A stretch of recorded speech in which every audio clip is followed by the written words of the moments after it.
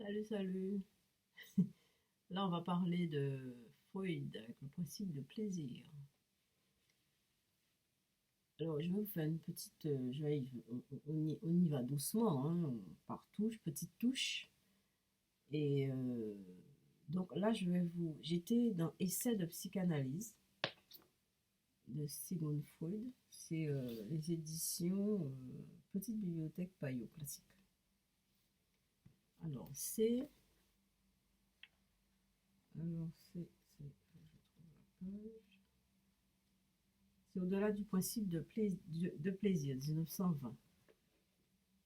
Alors évidemment, on ne va pas faire des choses compliquées, hein. C'est-à-dire on avance par petites touches, hein. Je vais vous démontrer comment. En fait, pour Freud, tout ce qui est psychique, psychisme, on va dire mental, hein, ça c'est encore autre chose, mais tout le psychisme ressemble à une machine, hein. Enfin, c'est une machine qui a des hauts et des bas,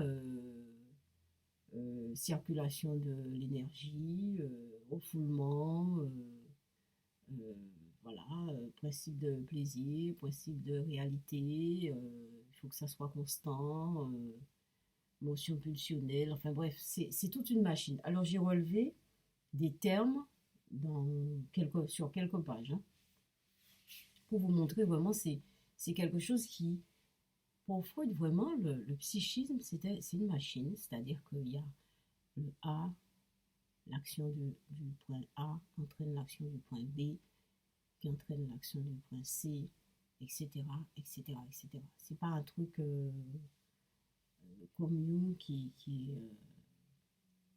Jung, c'est moins palpable, mais c'est pas pour ça que c'est pas réel. C'est beaucoup moins palpable. C'est vraiment autre chose. Alors, pour Freud, dans le psychisme, alors, au niveau du principe de plaisir, alors dans les processus psychiques, pour lui, on voit ça comme ça. Il y a le principe de plaisir, il y a les tensions déplaisantes, il y a l'abaissement de cette tension, il y a l'évitement du déplaisir, la production de plaisir, le point de vue économique, les facteurs topiques et dynamiques, les quantités d'excitation, les stimulations conscientes, la constance, les principes d'autoconservation du moi. C'est vraiment des choses. C'est toute une machine. C'est une machine. Principe de réalité, la satisfaction, les pulsions sexuelles, les motions pulsionnelles. Alors c'est vraiment des choses qui entraînent, ce sont des choses concrètes qui entraînent des choses concrètes.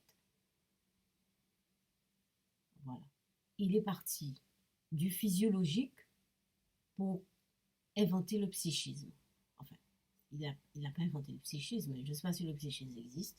En tout cas, dans sa théorie, il est parti du physique pour arriver au psychique.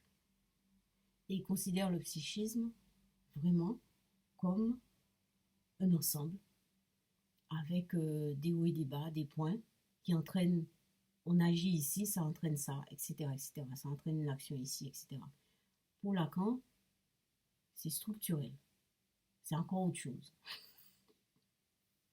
Mais Freud aussi, c'est sûr. Enfin, on va pas mettre structurel chez Freud, hein. On va tout mélanger. Donc, je reprends. Par exemple, quand on parle du principe de plaisir, c'est-à-dire tout ce qui pourrait paraître positif, enfin, et quand je dis positif, c'est même pas le mot, hein. C'est ce qui entraîne le plaisir. S'il y a le plaisir, il y a le déplaisir, l'action un plus ou un moins. On va voir ça comme ça.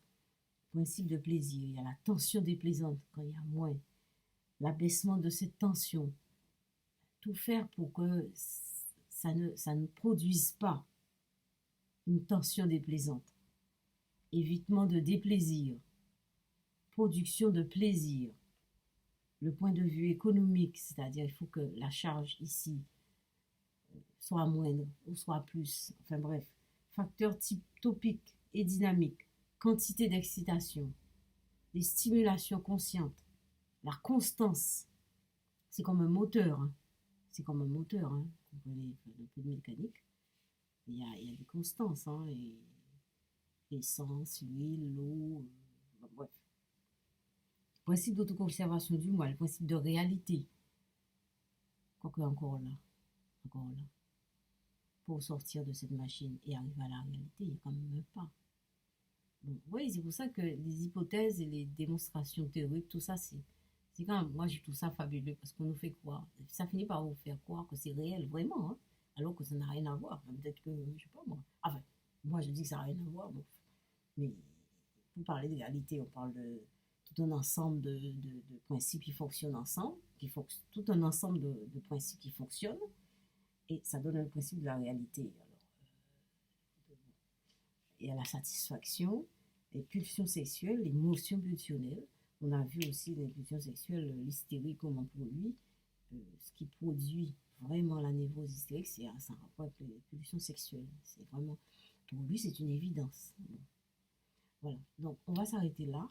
Freud, c'est vraiment, on n'ira pas. De toute façon, pour chaque auteur, chaque livre, chaque paragraphe, ça sera par petites touches et progressivement, on va avancer, progressivement. Et bien, je vous laisse ça en méditation. À plus.